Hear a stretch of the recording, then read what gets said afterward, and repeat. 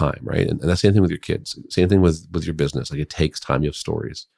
And that's allowing your kids to breathe, allowing your employees to fail if you can. Welcome to the Business of Doing Business. I'm your host, Dwayne Kerrigan. With 35 years in business and close to 30 ventures across 12 industries, I've seen a lot. Amid the celebrity allure of entrepreneurship, many exceptional entrepreneurs remain shadowed. Here, I team up with these hidden talents to unveil their challenges and successes. Dive in with me to unearth entrepreneurial gems, learn from our experiences, and get educated. Stu Saunders, welcome to the podcast. Appreciate you being here. I'm excited to have you here in the studio. Full disclosure, we used to be business partners 30 some odd years ago. Yeah. To me, you're the expert in student leadership, and have been doing it all your life. That's how we met.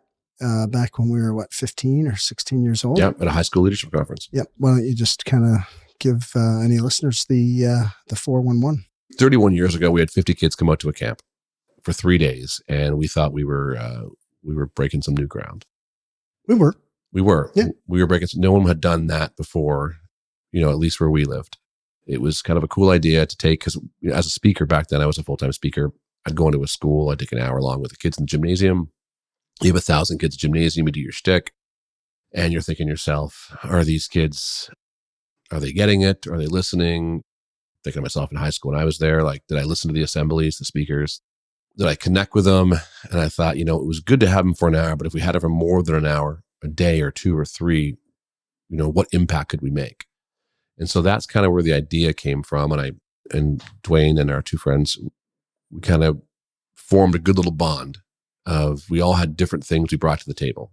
And so we put it out there. We had 50 kids that first year for 3 days. The camp then grew to 2 5-day programs the next year, and then 4 6-day programs next year. And then it turned out to us eventually 11 years later, me buying a property. Not us, you. And then fast forward 30 years. How many kids over how many years? Yeah. And Dwayne was there for the first 3 years.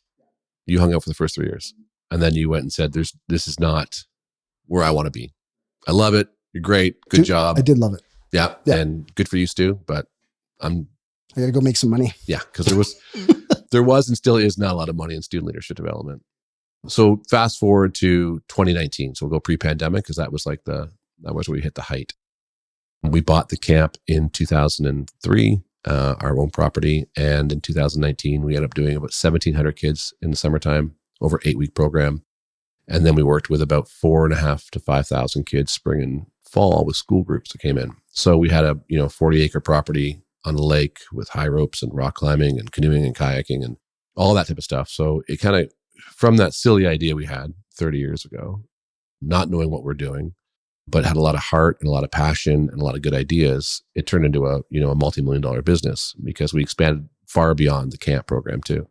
But in high level, so, beyond, the money and all that kind of stuff, what you've done over the years is just unbelievable when it comes to student leadership and influencing youth. Have you ever totaled up the impact on how many kids over the 31 years or whatever it's been? As of 2019, the number that we kind of rested at, we sat down, and about 3.1 million. Yeah, in the U.S., 42 states, every Canadian province, 2 of the 3 territories, and 4 countries in Europe. That was one of the things that I wanted to kind of get out was, the amount of impact that you've made and what you've seen all over North America. And one of the reasons, I guess, selfishly, that I wanted to have you on the podcast was to kind of pick your brain a little bit about what's going on with student leadership. And from many, many levels, I can tell you that, my wife and I, we would not have a dinner with our friends at any point in time when, the issues of today pop up in a conversation. It's almost every single dinner. And I always worry that I have become the old man that is complaining about youth today. And I'm actually not complaining, but I do obviously have some legitimate concerns.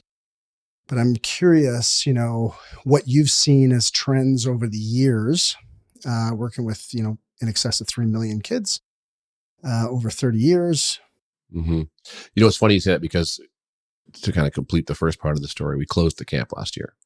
So after 30 years, we decided to close the camp. And, there's a number of reasons why we closed the camp. And one of them was the differences I'm seeing in young people and parenting and society. My wife is also a high school teacher, so I see different perspectives there as well. But the kids are still, high school kids are still high school kids as they were when we were in high school 40 years ago. But the extremes are so different. Okay. So I find the kids who are the good kids, they want to change the world. Like they think they can too, which is different, right? Like they legitimately think they can change the world. They can go out there, they can start some sort of foundation. They can like build a organization that's going to eradicate hunger or eradicate whatever. They believe that fully believe that. The other extreme is the kids who are challenging have become far more challenging. And that stems out of a lot of different stuff that we could go down a long rabbit hole about that. So what I'm seeing in the training, I said to you before the podcast, we started recording, I did a podcast with some friends in Australia, and it was the longest podcast I'd ever done, 2 parts. And the reason why was because we were getting on the conversation of where young people are today. And I'm not like you. I'm not like these kids today. I'm not like, I walked both ways uphill, barefoot, in the snow. I think I have a perspective that most people don't have. So I do run the summer camp, but I also spoke to 3 million kids all over the world in audiences. I watched audiences, and I understand that I've gotten older too, but I watched audiences become completely disconnected from the person in front of them. I've watched teachers become disconnected from the people in front of them. And I think one feeds the other. And I think that comes from parenting. I think it comes from education. I think it comes from social media. I think it comes from a number of different places. So when I left this year, there was a great relief in leaving the camping business because I was struggling with connecting with young people. And yes, I'm 53 years old. So there's an obvious reason why I don't connect with 15-year-olds anymore. They think I'm their dad or their grandfather for that matter. What's the change? There's so many changes. I'm curious just to kind of peel that back because there was just reflecting on a couple of things that you said was that the core group are super motivated and think they can change the world, and they're very in tune to that. And then you've got this fringe group who are disconnected and become more challenging. I don't think the fringe group is disconnected. I think the majority of kids are disconnected. Majority of kids are disconnected. I'm saying that the kids who are causing grief is worse than it used to be. Like they legitimately don't give a shit. Right. Because I really think there's a large group of kids. Like my wife was telling me, she said when she started teaching, she'd count in one hand in the first 5 years teaching how many kids told her to F off. 5 kids this month told her F off. Right. In her school. Right. And this is not a inner city bad school. This is just legitimately what these kids don't give a shit. They just don't care. And they don't see that as a reason that there's no reason to care because no one tells them they have to care what the adult says. So I think that in general, kids are disconnected. Through connection, they're very disconnected from what the world probably we want them to be. Yeah, and sometimes I feel like a piece of that is the disabling or the disembarkment of the community. And I think there's a lot of causes to that, but I'm curious, what are your thoughts? And there's, like you said, there's parenting, there's societal norms are changing, social media. So we can pick one of them, and I'm sure we'll talk about many of them. But where do you think the biggest one is? Okay, we got 2 parts. We were going in a certain direction before March 2020, right? We were trending in a way which wasn't great. We were trending in a way that we've given kids. If your listeners are over the age of 40, and you can think back to your school career, your high school career, your middle school, high school career. You lived in the moment. Your influence, your world was the people around you, right? That was your neighborhood, that was your school, that was your street, that was your apartment, that your complex, whatever. That's where your world was, right? That's how you based your success or your failure. You base your success on the kid next door, or your failure on the kid down the hall. That's what it was, right? And then as we introduced social media and allowed kids to have complete access, there's great parts about having complete access to so much stuff. Like technology is amazing and it can do so many amazing things. But when you start and parents need to put kids younger and younger and younger to have this power in their hand, where they can open up an app like TikTok or Instagram, and they can immediately in real time compare their lives to a kid 2,000 miles away, who's their age, who looks like them, and say, that's not my life. I don't have any of that. They immediately compare their lives, which immediately makes them feel defeated. So what we're finding, and we were doing a research project, a friend of mine, Dr. Greg Wells, and we're doing a very peripheral research project post-pandemic of the effect that it had. So what it did was we were trending towards kids being disconnected from their community because their community did not fulfill what they were seeing online. And once that happens, you start saying, F you to my world because it's not what I want. Because now I have this reference point. I have this reference point of what all these other kids are doing, how they're living, what they're doing, how they're partying, what they're wearing. Where before, when we were young, we had the people around us. So you pretty much knew that Steve next door, that's kind of how things were in your world. But now you see Steve in Abu Dhabi, who's your age, who's driving a Mercedes at 16. And you're like, well, I don't have that, right? So there's that comparison. So then what we did was we had the pandemic and we accelerated this we put fuel on this because now we said to kids, there was always this comment, kids shouldn't have, so much screen time, blah, blah, blah. We should limit this. We put fuel on it. And then we said, no, we actually want you to be online all the time. Yeah. Right. And never take your eyes off a screen. Yeah, it was the only thing available. It was, right? And I hate that saying it is what it is, but it was. That's all it was. And then kids became completely disconnected. So what we've seen now post-pandemic is incredible social disconnection, so what we consider social norms. So we're seeing kids who don't have any ability to function. So right now we're noticing that kids are 3 years held back socially. So a kid in grade 12 is really a kid in grade 9. A 15-year-old is really a 12-year-old. College kids, university age kids, these kids, like a friend of mine is the president of university, and he was telling me that the 2022 class of freshmen that came into their school was the worst he'd seen in 30 years for dropout rates, for mental health, for suicide attempts. Like the entire career before that did not match 1 year. They lost 20% of their class from dropouts. And that had never come close, more than 3% before that. It's an interesting world we live in. And this is there's so much stuff I could talk about. But what I think what we're doing is we're doing such a detriment to young people by allowing them to have so much freedom to just be connected to everything all the time. It's actually not good. And we're going to find this out in 10 years when employers are hiring this generation of workers. And I was in New York last week and I was having a conversation with somebody who owns a very large company. And he was telling me he's noticed the trends over the last 10 years of the inability for young people to socially function on their own, to be alone, to be on their own. They can't have conversations. They can't problem solve. The disconnection is unbelievable. And so this is where we're trending. So as an employer, if I ran a business, one of the reasons why I'm happy I don't run a camp anymore, I hired 100 kids a year in our busy years. And I'm happy I'm not doing that. This is not hyperbole. This is not something I read. It's actually happening. These kids they cannot function anymore. And these are 19-year-olds who are in college who cannot function on their own. I mean, we have a bit of the same experience with, we hire a lot of kids in a couple of our businesses. And one of them specifically, we'll get young kids that we're hiring kind of 15, 16, 17 years old. And, you're trying to train them on the job and you have to course correct along the way constantly. When you're training people, to do a job. And when you go to course correct, like I would say probably 30% of the kids now, their reaction is, well, you can't tell me that I'm doing it wrong. Yeah. It's like, well, how else am I supposed to do it? Like, I mean, you've got to know. And they'll walk out. And that's exactly what they just walk out. They just leave. They're like, well, I got to go. I was scared to death in my first jobs.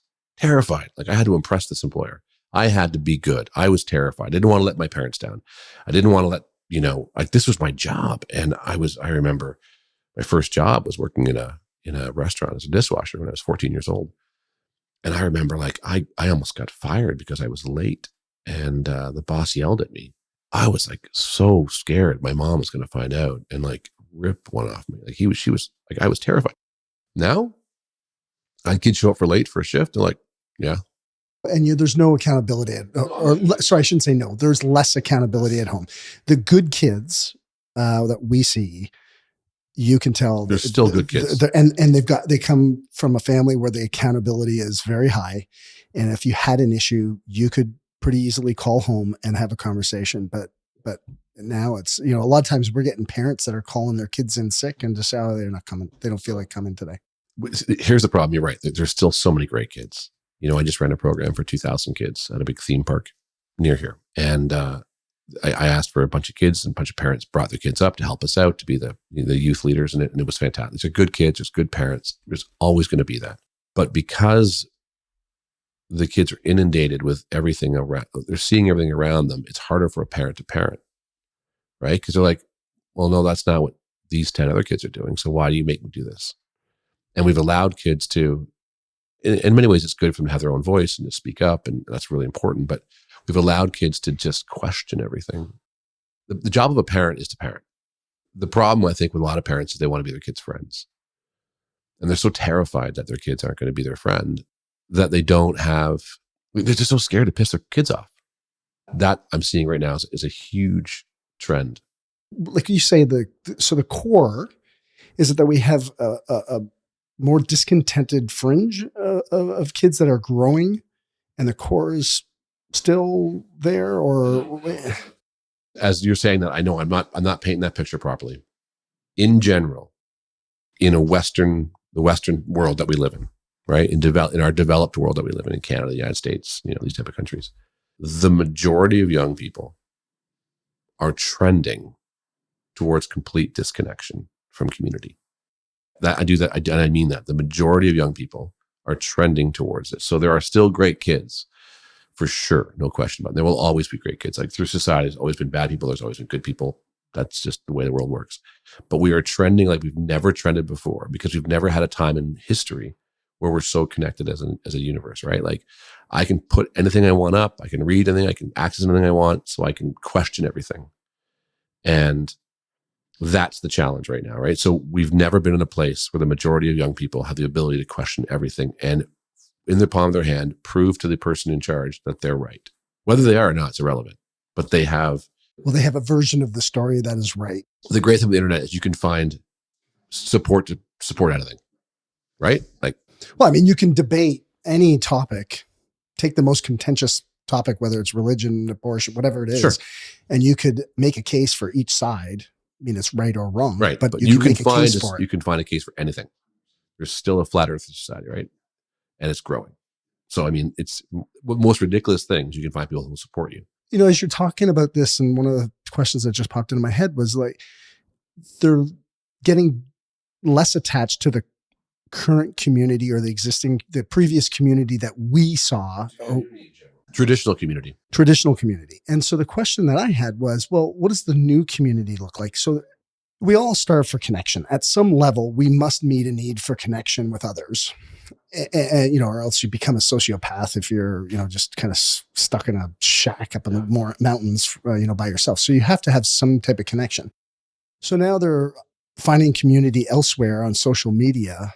And long term, is this going to be, is this problematic? Is it, is this just maybe a shift that we have to kind of get through and it finds some type of balance? So if you go historically, you think back to like world events.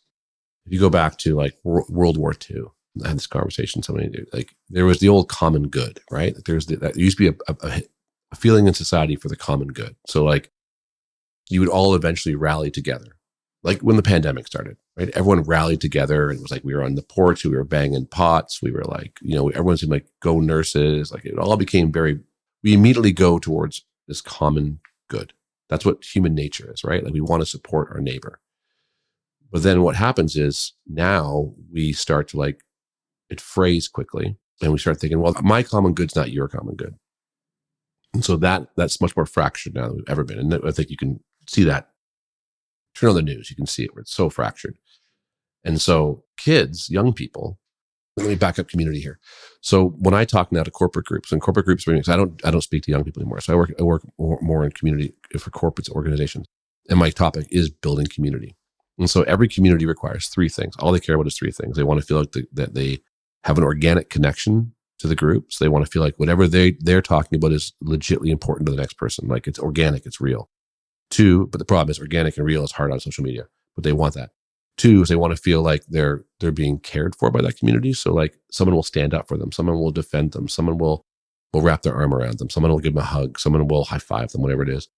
And the last thing is they want to feel like in some way, shape, or form, they're moving their community forward, right? They want to feel like they're doing something that have value, whether that value is whatever. I mean, you can break that community down to like being a Swiftie if you're a Taylor Swift fan, right? Like those people believe wholeheartedly that's a legit community. Like they are supporting their leader, that's Taylor Swift, and they will do whatever they can to do that, right? And they feel like they're all connecting. And so that's what community is. And so why it's become so fractured on the global level, like on a larger scale, the bigger picture is when we were young, there wasn't that many communities, right? Like you had your high school community, you had your sports team, you had your church, right? That's what you had, right? Well, now you can open up your phone and find a community for anything. Like there's 1,000 different communities, which is good that everyone has something. But what that does is it allows nobody to have a common thing, common feeling, right? You can't rally around stuff. So I I wrote an article today about our camp. And I said that when I started our camp, when we bought our property and we grew into a full-time camp. We had 8 weeks and summer, spring and fall programs. I used to have 150 kids line up to work for me. And they would create these creative applications and they were like, just wanted to work. And they didn't ever ask questions like, how much am I getting paid? Or how many days can I have off? They just wanted to work. They just want to be part of that community. They want to be part of camp. That was more important than anything else because that's what you did. You grew up in that community. You loved it. You wanted to be part of it. The last year I ran the program, I had to negotiate with kids to work with me because this camp community didn't fit in with their other 5 other communities that they were part of. And so there wasn't the common idea of like, you come to camp in summertime, you work there all summer. It's amazing. You create memories. You live there. You build your biggest friendships. You make impact on young people's lives. Now it's like, it became the point where I was negotiating with kids it was a patchwork quilt.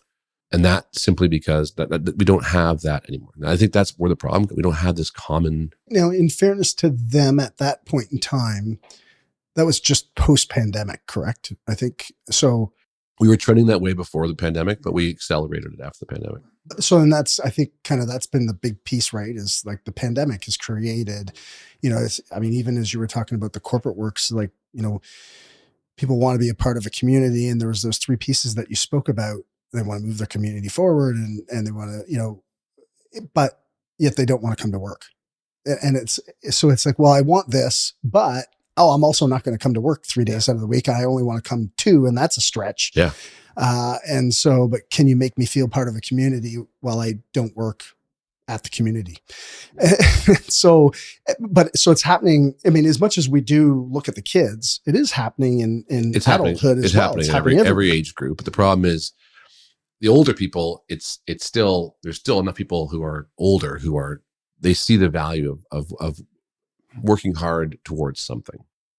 Obviously there's differences, right? But the problem is that the younger generation, I'm thinking 30 and below, there's a lot less of that. And every 5 years, and it's speeding up, it's getting less and less of that. Like you just said it, like I want to be part of something, but only on my terms. I want you to make me feel really special, but only when I want you to feel. I mean, it's like, it's so hard. I don't think we had a single, this is good and bad to this, but I don't think we ever had a single conversation about mental health in the first 20 years I ran my camp. Kids or staff. There's good and bad to that, right? There's obviously, there's obviously bad because we didn't talk about mental health at all. Probably should have had some conversations. Should have been something, right? But then I would have on a daily basis 12 to 15 staff tap out because they just couldn't handle it. We're talking about summer camp. And we're talking about going swimming, canoeing, kayaking, climbing a rock wall. And we were there at their breaking point. And so that's a bad trend. There's no, grit. You're in business for a long time. You know that we've all learned about in business that grit is the differential between success and failure for a lot of people. Like you have to have grit. You look back at the people who have built businesses, built organizations, they had this ability to like somehow find a way to get it done, right? To work hard does not exist. I mean, that's why I think this is a big topic because, it concerns me. It's the social fabric. It's the youth. It's, our future. And, from a business perspective too, these are the people you're going to hire in, whether it's 2 years or 10 years, they're not showing up with the same grit that you're used to running your business on. So what does that make? What does that look like? And who can predict that? It probably doesn't come out well. Parents need to parent. Limit the screen time. Have meals with your kids where there is no technology. Don't allow your 10-year-old to take the phone to bed with them. Don't allow them to force them to be in nature. Like, you need to get kids outside. Like, they need to be outside. They need to be in nature. They need to be in touch with green. Like, that is so huge. I look at the window of your home. Green and blue, scientifically proven to increase mental health. Green and blue, water and trees. The more water and trees, the happier you are. It's proven. Concrete, depressing. Green and blue, uplifting. Really? Didn't know that. 100%. How many kids live in urban areas that don't have access to green space? Huge numbers. How many kids, summer camp programs? Less and less. We lost 20% of summer camps. 1 million spots we lost in Ontario for summer camp spots through the pandemic, for camps closing. 1 million spots. What's that as a percentage? It's probably 20%. 20%. Yeah. And that's permanent lost or? Closed. Closed. Gone. And they won't come back because that land. Yeah, you can't afford to do it now. No. So you could buy a piece of waterfront, 40 acres of waterfront 25 years ago for, you can't do that now. You'd have to literally ship your kids to Tuktoyaktuk to afford to. 100%. Right. Or the tundra, but there's no green there either. But and what's happening then too is because there's less and less spots available for young people at camp, those that are available are going to only those that can afford them. So you're limiting. Now it becomes elitist. Completely elitist. You're limiting the access. Like, even like I look at like things like Girl Guides and Boy Scouts. They had camps for years, right? And anybody could go to those things. Church groups like United Church had huge camp programs. All gone. Everything's gone. Girl Guides gone. 27 camps. Now they're down to 2. And Boy Scouts gone. There isn't a single functioning Boy Scout summer camp program in Ontario or Canada. What? And it's declining faster in the States because of scouting is not a growing industry. Wow, that's insane, man. Gone. Yeah. YMCAs. Camps are closing. Camps are now becoming basements of buildings, not 30 acres of green space. Right. And so that's a huge piece, right? So we've replaced what we need as humans, which is connection to nature. Young people need that more than anybody else. Adults need it too. You want to talk about, there's people who now, why do you go on vacation to gorgeous places in Fiji? Why do you go to places that are gorgeous? Like, why do you go? Because you want to get away from concrete. You want to get it close to the water. You want to get close to the green. Why do you have a home in the water? Because it's beautiful. 100%. Right? You get to wake up in the morning. I was saying today, thank you for having me at your house today. I stood there for 5 minutes just looking at the blue. Like, it's just calms you right down, makes you feel good, makes you feel grounded. Why are we replacing organic real life with VR? Why are we putting the Oculus on kids rather than taking them out to the nature spots? Because it's easier. Well, it's accessible. Accessible and easier. I was in New York last week, and New York City, one of the most populous cities in the world, top 10 busiest cities in the world, biggest. You could be in Central Park in 5 minutes. And you can walk through Central Park. It's like you could be anywhere. Like I went for an hour and a half walk in Central Park. Unless you looked directly up, you were in the wilderness. It's fantastic. Yeah, Central Park's beautiful. Right? I mean, there is park space, but it comes with effort, which comes to parenting. Parents don't want to do that. That's why parents give their kids phones, because it's electronic babysitting, right? It's a larger story. It's a societal thing that we don't want to give our kids the time they need that our parents did. The idea of you saying to your child in 2023, our kids are grown up. Like our own kids are, your and I's, our kids are grown up. But to have like an 8-year-old and say, go outside and play. But Mom, I don't want to. Just go. That's what our parents did, right? Just go outside and play. Go figure it out. Go do something with your friends. So when that happens, that creates that little simple action of your parents saying, just go outside and do it. Right? Go hang out with your friends. Sure, we got in trouble as we got older, did stupid things, rode our bikes in the wrong places. But it allowed us to like have social skills development. We allowed ourselves to have creativity. We would pretend.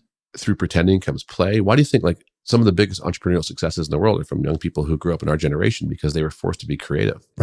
Right. So when you have a phone where you download the game, it provides all the parameters for your creativity. You only go this, that's where you stay. When we were kids, like everything was anything.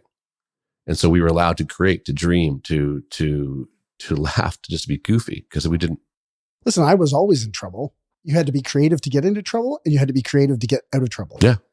I had a parent call me. This is probably 7 or 8 years ago. And a parent called me and she said, Stu, I've heard so much about your camp program. I wonder if you could help me out. Sure, what's the problem? I have an 11-year-old son and he lives in the basement. He's just on his computer all the time. He's on his PlayStation, his Xbox, his Wii all the time. And he has no social skills. And I'm really worried about him. He doesn't go out with his friends. He has no friends. He doesn't leave the house. He has anger issues. He just won't get off those platforms. In the moment, I wanted to say, well, he's 11. Who bought him all the damn platforms? Who bought him the PlayStation, the Wii, the Xbox? It wasn't him. He hasn't got a job. And you do the ability to turn off the internet. You have the ability to unplug. You have the ability, all sorts of things you could do. But what they don't want to do is they don't want to do that because that puts friction in the relationship and it goes from being pal to having to be parent. So what will I do is I will get somebody else to help me. So I get the phone call, Stu, will you help me? Will you save my kid? Sure. Give me 2 weeks. I'll fix 11 years. That's what they think, right? So the kid comes and sure enough, the first couple of days, he's having like withdrawals from drugs. Like he does not know how to function. He doesn't like being outside. The sun is too bright. I'm not kidding. Like he wanted, if there was an app to turn the sunshine down, he would have. Yeah, because he's used to playing games in his basement. His basement. All day long. Yeah, and his basement doesn't have windows, probably. By the third day, he's starting to interact now. By the fifth day, I see him running up from the waterfront and he's dirty because he's been fell in the lake and he doesn't care. By the sixth day, he's on the top of the high ropes, diving off the high ropes to hit the floating buoy in the air. And he's cheering and the kids are cheering him on. But by the ninth day, he's got 6 buddies he's walking up the hill with, arm in arm, laughing. By the last day, he's singing a song at the campfire. Incredible. Like one of my favorite transformations of a kid ever. Can you save my child? He has no social skills. He has anger issues, all sorts of things. And it goes down to the environment he was living in. Last day comes to camp, and you've been to the camp. You've seen what we do. And the kids all stand up on stage and they all say something. They all say a little mission statement or a vision statement or whatever the different thing they do. They all say something though in front of the 300 parents who are in the room. He gets up there and he says, I can't remember what the actual question was, but the answer was, when I grow up, I'm going to be like my camp counselor, Chris, and then I'm going to be like this person. And then one day I'm going to be like Stu and own this camp. And I turned to my director and I said, this is incredible. This is why we do what we do. Yeah. Wow. Like this should be like, we should film this, although we don't, we should film this and this should be like a video. Is it commercial for us? This is like, back then, this would have been a great TikTok video. And I look out, there's mom, iPhone in the air, filming the whole thing, tears in her eyes. So I kind of high five my director, one of my directors, and it's all over and everyone's leaving and hugging and saying goodbye. And mom comes up to us and she says, Stu, thank you so much. That was incredible. I don't know what you did. That was amazing. And I said, I didn't do anything. I just allowed your child to be a child and just to be disconnected. And he's incredible. And you need to know how good this kid is. Oh, yes. I've always known that. I've always known he's great. He said, well, I'm glad we could help, and I can't wait. Maybe he'll come back next year. And everyone's packing up. I used to stand at the gate and I would say thanks to all the parents. They drove off. And I always said the same thing. I'd always say, thank you so much for trusting us with your child. I hope to see you next summer. And if I can ever help you through the school year, let me know. Basically the same thing I said to everybody. And then I would go to the kids and say, thanks so much, guys. What's your favorite moment? Like, don't forget this, like go your house team. And so this parent rocks up with a little boy in it. And I said, thanks so much for coming. And then next year. And I go to the back and I say, and he's like, yes, dude, next year I want to do this and I want to be, and then go this. And he just was just mile a minute. And the mom says, sweetheart, we got to go. We got to get in the road. And I'm thinking, of course, they got a 3-hour drive. Of course, they have to get in the road. And she says, I am not making this up. She says, we have to get in the road because your dad and I are so proud of you. We bought you the new Rock Band 5. And I just, wow, my heart sunk. His face changed in that instant. He went from like seeing the future of him being like the camp owner one day, 11 years old. But I thought his brain's like, well, why did I just do this 2 weeks? What's the point of all this if I'm just going back downstairs into the basement, the dungeon? It's because the parent only knew how to do that. That was how the parent showed her love. That's how she expressed her feelings. Mm-hmm. And that goes from parent to pal. She didn't know how to parent. And that used to be rare. There's always shitty parents. It's always been shitty parents. And I'm not saying these parents are bad people. They're not. They're good people. They're just not prepared. They're just not or prepared. They don't have a plan. They don't have the skills. And as society, we're so scared of, in general, we're just so scared of adversity, right? Like hard work is called hard work. That sucks.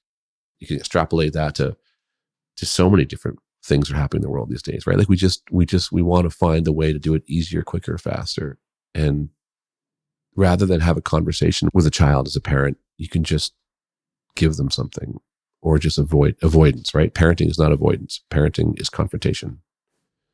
That's a huge thing to think about. A lot of parents want to avoid the shit. Yeah, nothing gets learned by avoiding. I mean, you're not going to be able to manage your own intimate relationship by learning how to avoid things. How many times in your business career have you had conversations with people you didn't want to have, but you had to have them? God, every day. Right? I do it every day. That's all I do. Right? So if someone gave you the choice, Dwayne, here's the conversation you don't want to have. Here's a way to avoid it. If you purely had the choice, I don't want to do it. But you can't because you want to be successful. You want to run a business. You have to do things. So you have to have those conversations. That's what parenting is. I've actually trained myself to want to have those conversations. I actually look forward to them because the association that I've made over time is that it's easy to not have the conversation. If I don't care, then I'll avoid the conversation. But if I care about that individual, or I care about the outcome or what they could learn or the lesson that they could take from it or how they could grow, then I actually seek those conversations. I'm a seeker of those conversations sometimes. Just know you're not common. Well, that's not a common thing, because especially in 2023, when we have so many ways to avoid stuff. Mm-hmm. Like we are given so many ways to avoid things. I told a friend the other day that there's a person I'm working in my organization right now that I have to make a change I don't want to do because I really have a lot of respect for this person's extended family. But I know it's better that this person leaves the organization. And I said to this some other day, I said, I'm not good at this stuff. I'm not you, Dwayne. Right? I'm okay with my kids. I'm not okay with my employees. And I said, once I dated a girl who I did not want to break up. I could not. I didn't want to face it. And she had borrowed my car the day that I had to break up with her. But I didn't want to. She had my car for 3 months. I didn't speak to her. So where the hell do you send a kid? Well, I sent my son to your camps. At the time, do you wonder, like, did he get any of that? But now that he's 21, and when you talk to him, it landed on him. Sure. So all those experiences stack, over time.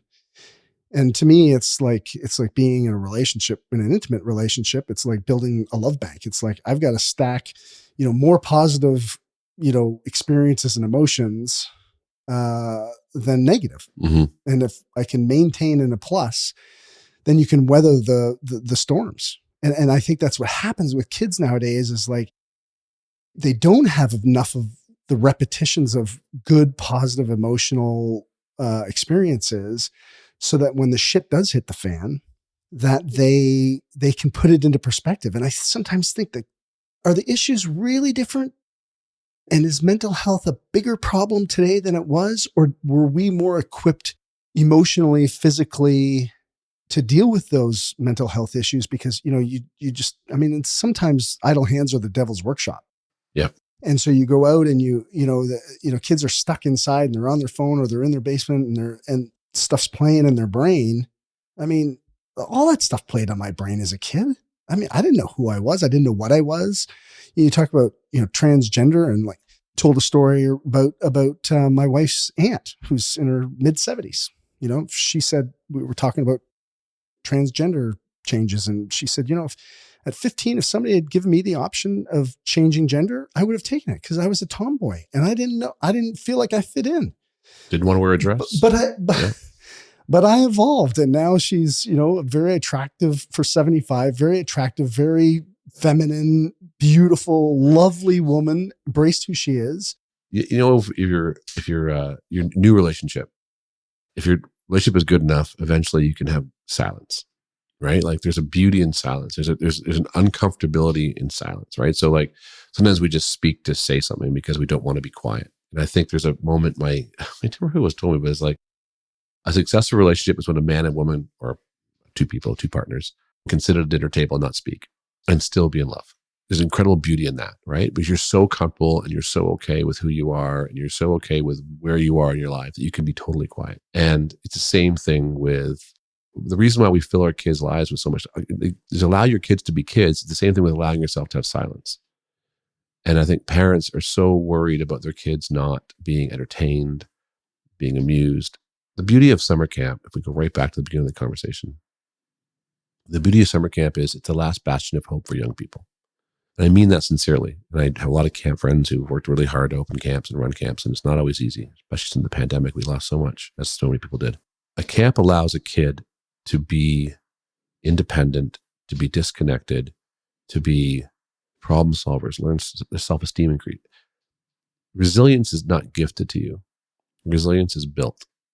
You can't buy resilience. There's no app for resilience. You have to build it. And because we don't allow our kids those silent moments, and those silent moments are allowing your kids to learn rather than the parents avoid or fix. In those moments of silence, which means just allowing your kids to learn, that's where resilience is built.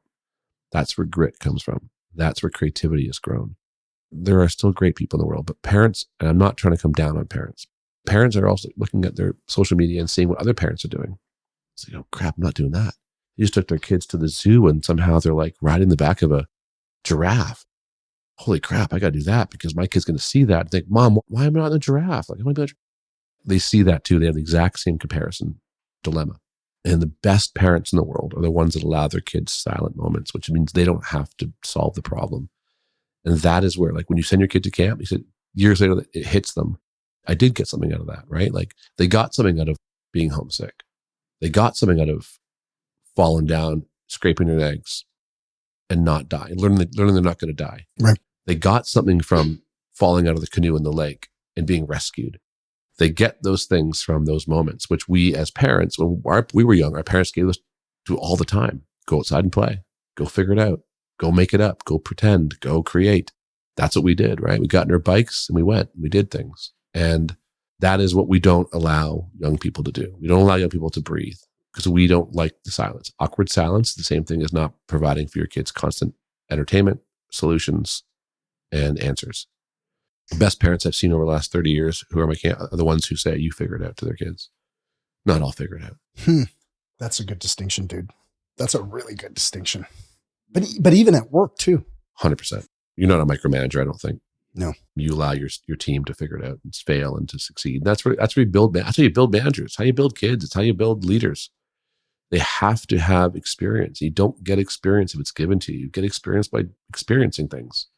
That's how you get experience, right? It's like it's why 21-year-old life coaches aren't a thing.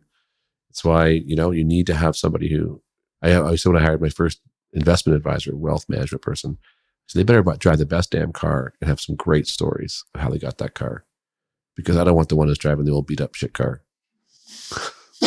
So, Yeah. From experience, I can reflect how many times I've actually sat there and been in a meeting, with my executive team, like not just low-level managers, the executive team, C-suite, and go, oh God, this is going to be an expensive experience. That the plan that they just created, but you have to let them sometimes make mistakes. I mean, I always say, is it a knee shot or a head shot? If it's a knee shot, all right, well, we'll get stitched up and get back in, move back. But if it's going to be a head shot, then I might step in. But kids born in 2012, 75% of the jobs they'll work in do not currently exist. So yeah, who knows? Who the hell knows? I mean, AI, a year ago, we weren't even talking about ChatGPT. And now it's completely changed education in 6 months. Wait for 2 years. Yeah, 100%. AI was a movie you watched with Will Smith.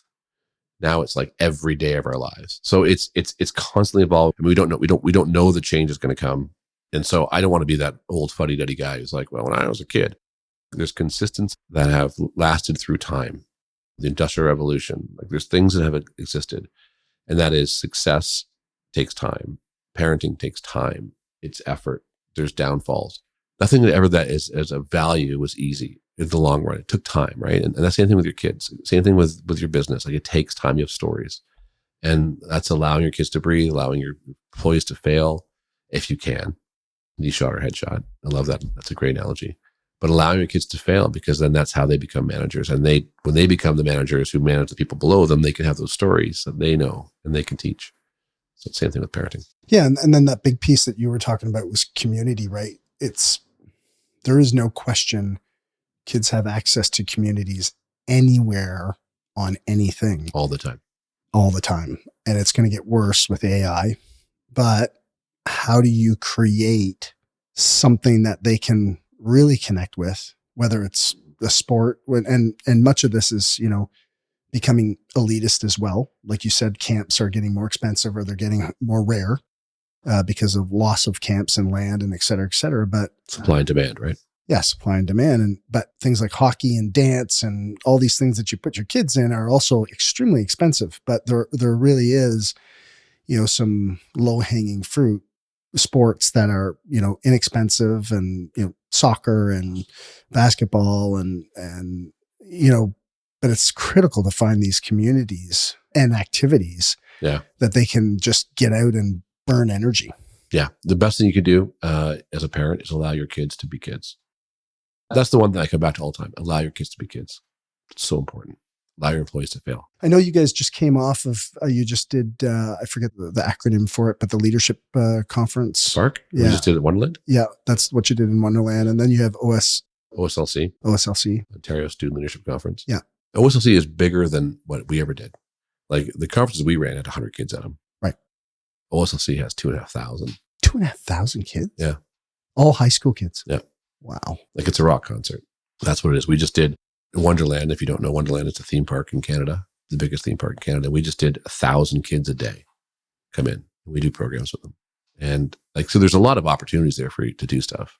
It's harder to do stuff because there's more roadblocks to doing things, like it's a whole education conversation, but school boards don't allow kids to do things either anymore because it's too hard. It's hard. Too hard or too much risk, or it's imagined risk. Too many social risk. Bumpers that we're putting on it. Oh God, yeah. With all these communities, you know what the great thing is?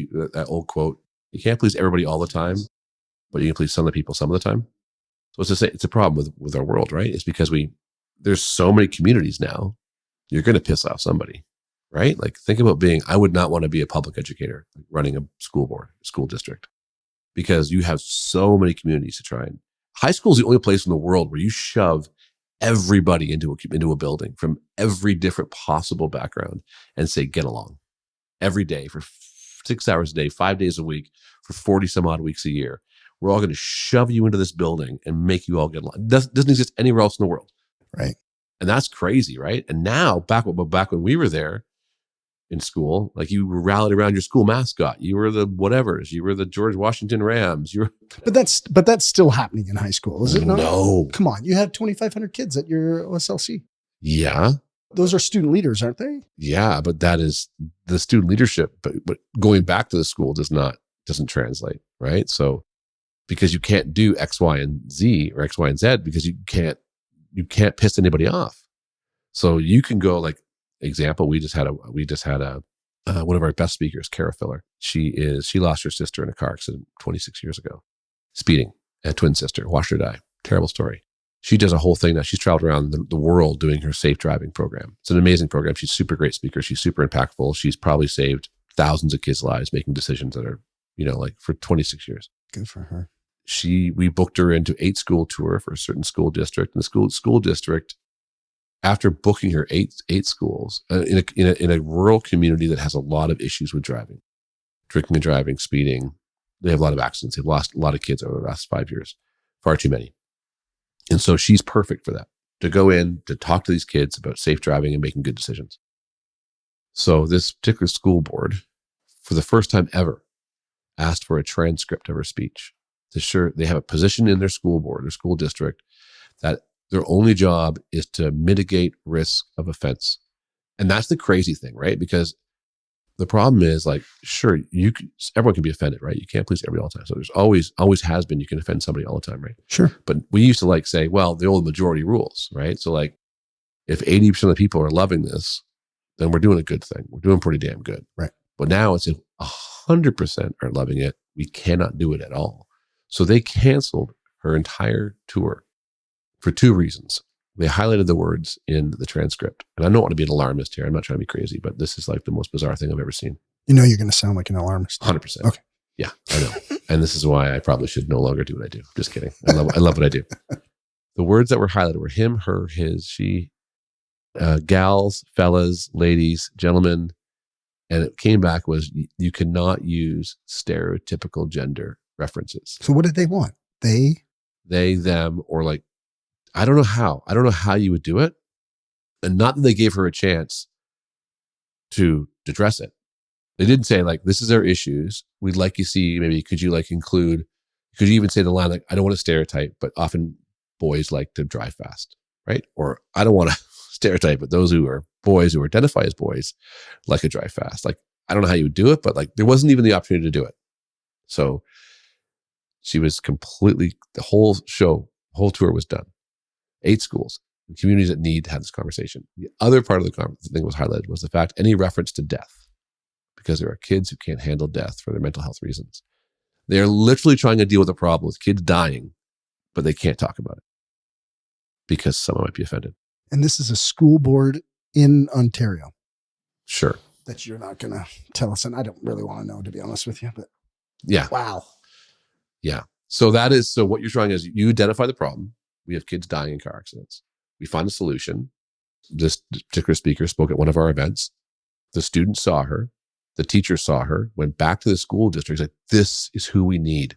Everyone was on board. The student senate, like the kids who are like, they proposed the whole thing.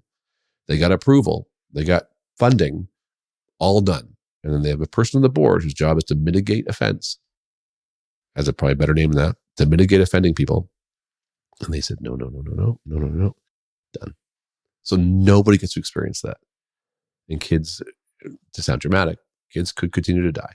Well, they will continue to die, right? I mean, this speech could have helped kids, but it won't, because so that is where we are, and that is a rural, this is not a major city. Like, this is not like you think, well, that's just New York or that's just Toronto, but no, this is like a rural community that you would not think would be worried about this stuff. So that is a really scary thing. And sorry, is this at the school level or the board level? The board level. Board level. The schools were all on board. They had 8 schools. Okay. We were all going to go. Principals were in, I think, as far as I know. Kids were all in. The student leaders were all in. And now I just got another one. Another school recently asked me for another transcript of another speaker's speech to go through it. What do you do? Well, you could put it through ChatGPT and say, can you rewrite the speech so it doesn't offend anyone? Yeah. You might fry the AI. Right. It might be the one thing that fries the AI, because it can't do it. It's not possible, right? And that's the problem, because you don't want to offend anybody. I don't think anyone sets out to offend people, but there's also really good skills in being offended, learned. Like, there's really good skills in being pissed off and learning how to deal with that, right? Learning how to deal with people not agreeing with you. We're not all the same. We're not all carbon copies of each other. Well, that's the crazy part, is like, you really actually can't offend someone. You can say something and they can feel offended, but Sure. That's not you offending them. That's them. That's their response to what you said. In a lot of organizations' efforts to say we're all unique individuals, we're all different, but we don't want to talk about that. We're all different, but God forbid we say something that is offensive to other people who are different. Who are different. So how do you be different? Like, we want to recognize differences, but we don't want to talk about them. By not talking about them, we're somehow recognizing them, which none of it makes sense. And that's also one of the reasons why I love the idea of summer camps, is because there's no private summer camps anyway, is that there's nobody. You send your kids there and they learn about this stuff, and they learn how to not to be offended. They learn how not to understand that not everyone's the same, and that little Stevie over here identifies as a raccoon and little Jane thinks she's a tree. Who gives a shit, right? I can do what I want. But we're so scared of offending people. I reflect back to when I was young. I mean, that kind of stuff's way more accepted now. Oh, 100%. I mean, it's insane. Well, we didn't even talk about it. I mean, the fact that they put, like, there's schools where they put kitty litter in the bathrooms, and I think that story is a little bit become a bit of an urban myth. Well, but yeah, I think yeah. That's actually true, because one of my friend's kids went to a school and there was kitty litter in the washrooms because they had children who identified as cats. Yeah, cats or bunnies. Which I mean, I don't even know where I fall on that. Like, I think that's called pretend. I think it's yeah. I think when I was a kid, when my kids were young, one of them wanted to be Spider-Man, but we still didn't call him Peter Parker. We called him by his name, right? Because he's just pretending. You're actualizing your creativity. Yes, but I mean, there's limits. The challenge with that too is when you're young, you have 1,000 different thoughts, right? And by young, I mean under the age of 25, probably 30. You change all the time. what you like as your circle of influence expands, what you love, like, dislike, hate changes. So if you're told at 14, like you said with your license, if you were put into a category at 14 for the rest of your life, holy crap. Like, I am not the same person I was when we met. Yeah. The fact that they're even having those conversations at that age. Yeah. I mean, sure, you can acknowledge the feelings, but it's like, hey, it's a wait and see game. Yeah. I'm not saying you can't acknowledge, 100% acknowledge the feelings, Yeah. have conversations, have open conversations about it, help kids understand it. I mean, I have a friend of mine who was a child who came home the other day and had changed their name on their things, and they said they wanted to by they, them. And the parent had an incredible, I wish I had recorded the conversation that he told me he had with her. And it's like, listen, you can be who you want to be. You can do what you want to do. You can whatever, but I think you need to wait some time and experience some more life before you make those big decisions.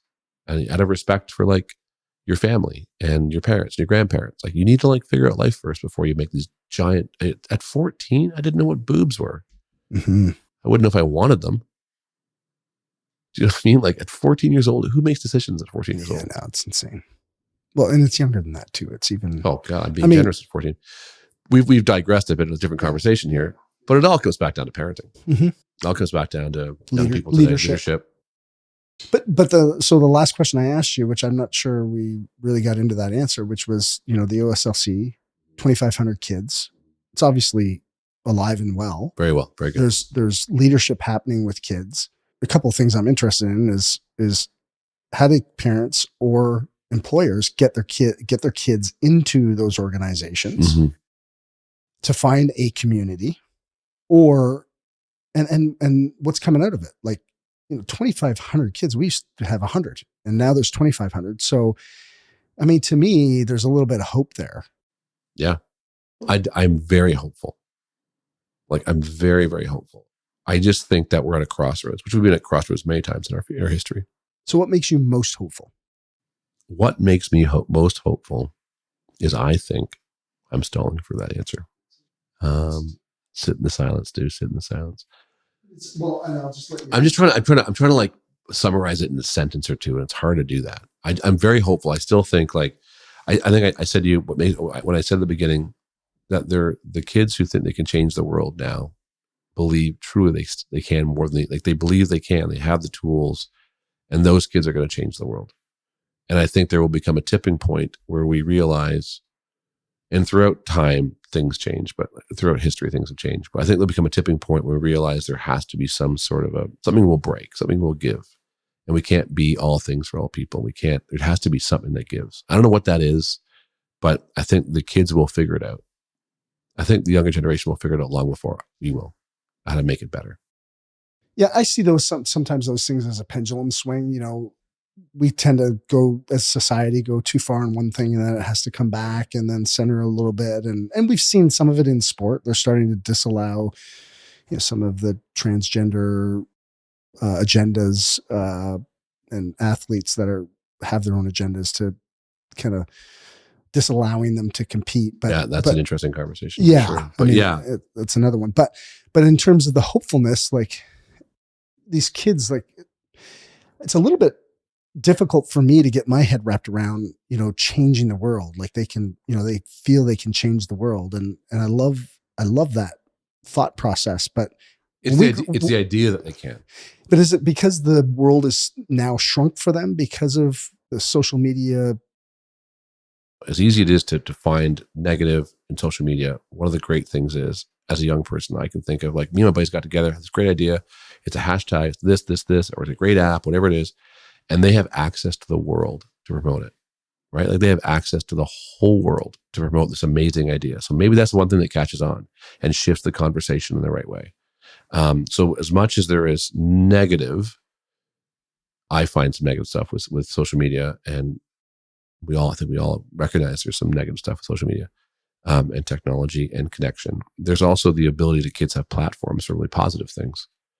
And that's why I have hope. I have hope that the kids who are so smart will find ways to send messages out that are positive, that will swing the pendulum back to, like, hey, like, we need to be less fractured. I don't know how it's going to, I don't know, but I do believe I said at the beginning that kids believe they can change the world. And now more than ever, they have a platform or many platforms in which they can get that message out. And what that looks like, who knows? Are you worried about the current social state of kids now? And I guess, speaking from a Canadian or North American perspective, are you worried about it? Or do you think it's just a place and time and we need to just have a little bit of patience, wait for things to settle? It'll sort itself out. It's a process. Where do you fall on that? I am worried. I think we're trending the wrong direction. I think it's because we don't understand the power of what we're giving kids right now, because the adults don't understand it. Right? In history, adults always knew more than the kids. Now the kids know more than the adults, at least when it comes to technology, because we can't control it.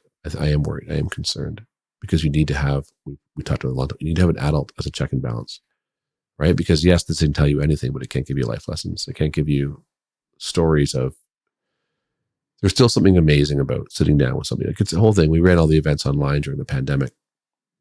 And at one point we reached one of our events, we had 55,000 kids at it online, which is insane. 55,000 people tuned in to our global student summit. And although it was amazing, it was super inspiring that we did that. At 5:00, I turned my computer off and it was over. Right? There was no, we had the chat rooms, we had the Facebook, we had the Instagram, we had the TikTok channels, we had all the things set up for kids to continue the conversation. It died within 7 days. It was done. Like, nobody was posting, nobody was talking, nobody was interacting. It was just over. Just didn't carry forward. And the reason why is because although technology is amazing, it doesn't give you one of those things I talked about community. It doesn't give you organic connection, right? Until you can get to the point where you can sit in a room and we can fire up a hologram and we can be like this, sitting across there having conversation like that. That's as great as Zoom is, and it's just not the same. It's just not, it's still very one way. It's not two way. It's still, even though you can have a conversation, it's just, there's something about being in a room with human beings, experiencing it together, and being able to, like, at the end, give someone a hug or a high five or look at them and go, oh my God, was that incredible? Like that, those pauses, or feel the energy in a room. You can't feel the energy in a room. You can't feel it. No, not virtually. No. I don't even know if you could do it with holograms. Probably, yeah, you're probably right. There's sweat. There's, you know what I mean? Like there's synergy. There's 100%. Like when you go in a room, the whole temperature of the room goes up when everyone gets excited. So there's all these like real tangible connections you can't get through technology. So yeah, I'm not sure why I started talking about that, what the question even was, but. Well, I'm trying to figure out if I should sell all my shit and retire because I won't be able to hire any people in the next 10 years or they won't care. The ones that I hire. I don't know. That's a great question. That's one of the number one questions I get from entrepreneurs I work with and executives I work with, because they come to me to find out how to handle young people, right? Like, well, you know, and I don't know all of it, but because I don't know where we're going, how far we're going to go to that like disconnection of like giving a shit about your employer or your job or your responsibilities. I don't know. As I said, we used to have 150 people line up to work at the camp for 80 spots. And I would have 50 people apply for 80 spots. So that's just a real life example. And what we do is great. And what we do is we foster great leaders. Like that's what we do. Even the kids who grew up through our program for 5, 6, 7, 8 years, 10 years, didn't come back to be staff because they just didn't need to. I don't know the answer for the future generation of workers, because the kids don't have to work. Well, they have to work at some point, but not as much. Did your parents tell you to get a job? Yeah. Oh yeah. So did mine. My first job was 14. Well, they have to work at some point though. Like at some point they're going to have to grow up and get a job. Sure. But as you know, one of your businesses that you own, I mean, you rely on that generation of young people to work. Mm-hmm. That's how your business works. Oh, it's an unbelievable roadblock right now. You have a major resource issue. Yeah, everybody does. It's everywhere. Yeah, but there's a certain generation of people that were designed in our way we work as a society, that young generation worked at low paying jobs to allow companies to succeed. We don't have that anymore, right? We don't have that resource pool is shrinking. I think it's going to be a matter of, when I look at it from our businesses, I think we're going to have to work harder, which is okay. Yeah. Not a complaint, but we're going to have to work harder to get the best people. And we're going to have to be able to provide that community and that. We took it for granted for too long. We absolutely did. And now you've got to figure out a way to make them feel valuable. And they shouldn't be making $6 an hour. They shouldn't be, because the world has changed. The cost of living has changed. So you have to change with it. And you've got to make people feel like they're valuable. And you just can't, there isn't another person waiting to take that job. Because I remember my boss saying, if you don't want this job, there's someone else right behind you who'll take it. Not anymore. Yeah, you can't utter those words. No, because probably not. No, there's another job across the street. Right. You walk down the street and there's 1,000 jobs. Right. Every restaurant's hiring. Every retail store is hiring. They're all hiring. So yeah, who knows what's going to happen? But you do have to make your employees feel better. I know we're a smaller organization than you, but our employees don't have hours anymore. We don't have any hours. We don't have any expectations to come in or to leave, because they all work from home. Right. So they just, as long as they get their work done, they work when they can work. And we've got one of our staff is pregnant. One of our staff has got young kids. One of our staff is 20 something years old. So they're all different. They all have different social lives. And so now I don't even ask. They get it done, and they get it done. It's worked for me. So it's outcome based. Yes. 100%. Yeah. And it's really worked for me. Like, we have set times once a week for a meeting. We get together. We have an office still. We get together at office once a month for a day. We go for lunch. It works. I could not imagine that being my life 20 years ago. Could you? Oh, no. I couldn't imagine it today. I mean, I do like working from home or but I also do like getting into the office and seeing people. Yeah. It's interesting, buddy. It is, man. I appreciate you coming out, man. Don't know if we solved anything. Don't know if we figured anything out. I don't know if we probably said some things. Yeah, I don't know if I'm more scared or less scared than when we started this. But at the end of the day, it's good to have the conversation, because if you're not talking about it, and then absolute fear takes over. And I think there'll be a way out of this. I mean, there's a lot of headwinds. There's no doubt about it. There's, like you said, there's not a lot of people out there that want to work, whether it's not just a student thing. No, it's in general. I mean, it's in general. There are people who just don't want to work. They want to work on their terms. And, the pandemic was a game changer, and it's going to be interesting to see what happens over the next 5 years.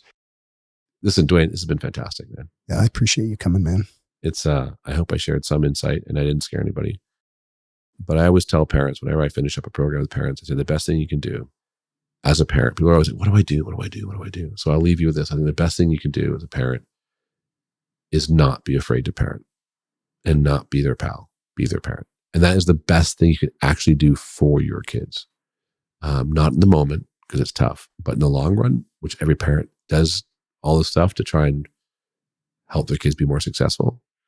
You will make your kids way more successful if you allow them to be kids, to fail, to fall, to learn from those mistakes. That's the best thing you can do as a parent. And it's not comfortable. It's not easy, but I will guarantee you, if you really do want to make your kids' lives better, do that. Because I can tell you that those are the kids who I've hired in the last 10 years, where the parents who have done that were the ones that were the most well-adjusted, the problem solvers, the ones that become managers in our organizations and other organizations. It's the best thing you can do. It's good advice, man. And it's good advice to be taken by anybody who has a business or is managing a business, who just to say, hey, parents, you should parent your kids, and managers or employers, you should lead and manage your people. They used to say that kids would push the parent as far as they could to learn the limitations that they had. Right? Like, every kid for history has always pushed their parent just to see when the parent would break. Mm-hmm. And then they knew that was their limitations. Right? So that the same thing with management, right? Like, every employee tries to figure out how big that broad stroke is that they can paint. That's right. Yep. Yep. At home for me, it was pushed my mom until I got the wooden spoon. And then I knew. Yeah. 100%. And we'll leave it at that. Yeah, that's a good place. Thanks, brother, for coming. Really appreciate it. It's a great conversation. I mean, I think this is on the minds of every single this. I mean, I know it's on the minds. I mean, I'm having these conversations, like I said at the beginning, every single dinner we have, whether it's at work, it comes up every single time. Two things come up. What's, the situation of kids and where they're at and what's happening, and, LGBT and all that kind of stuff, Everything. and transgender, all that stuff. And entitlement and kids entitlement. And right. Yeah. And they don't want to work, all that kind of stuff. And the other thing that comes up because of my age is elder care.